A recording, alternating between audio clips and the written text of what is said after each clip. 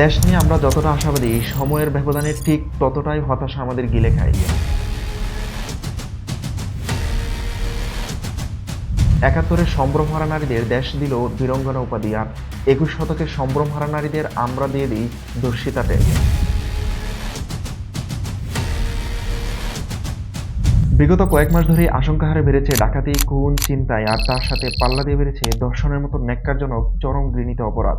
প্রথমে ধর্ষণ, তারপর বিচার চাওয়াতে বাবার কাছ থেকে চিনিয়ে নেওয়া হত্যা, যেন একরকম মগের মুন্ডু। যা খুশি করবো, যেভাবে পারবো মারবো। মাথার উপর রাঘব বোয়ালের ছায়া তো আছে। বলছিলাম নরসিংদীর র্যাপ এন্ড মার্ডার কেস নিয়ে, যেখানে ধর্ষণের পর পুরো বিষয়টি দামাচাপা দেওয়ার চেষ্টা করে দলীয় নেতা সহসভাপতি আহমদ আলী দেওয়ান।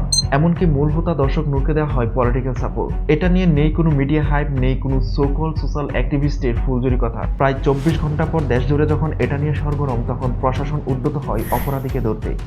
রাজনীতির প্রেক্ষাপট বদলায়, ক্ষমতাসীন সরকার আসে যায়, হাতি ঘোড়া অদল বদল হয়, কিন্তু পরিবর্তন হয় না এই দেশের পলিটিক্যাল সিস্টেম।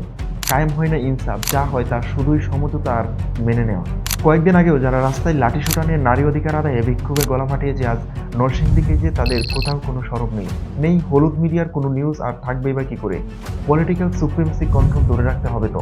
নতুন সরকার আসার পরও প্রশাসন নীরব কেন? দেশের ল অ্যান্ড অর্ডার কোলাপস আমাদের ঠিক আর কতদিন ভোগাবে, তা নিয়ে বেশ সংকটময় পরিস্থিতি। অপরাধী যে দলের হোক না কেন, তাকে সর্বোচ্চ শাস্তির আওতায় আনতে হবে। তার অপকর্ম সোশ্যাল মিডিয়া সহ নিউজ পোর্টালে ব্যাপক হারে প্রচার করতে হবে। এমনকি তার বিচার করতে হবে প্রকাশ্যে ঢাক ঢোল পিটিয়ে, যেন নেক্সট ক্রিমিনাল পরবর্তী ক্রাইম করার পূর্বে অন্ততপক্ষে ১০ বার চিন্তা করে। যতদিন না রাষ্ট্র চালকের মধ্যে ইনসাফ আসবে, ততদিন রাষ্ট্র না হবে মেরামত, না হবে জাস্টিস, না আমরা পাবো জুলুম থেকে মুক্তি।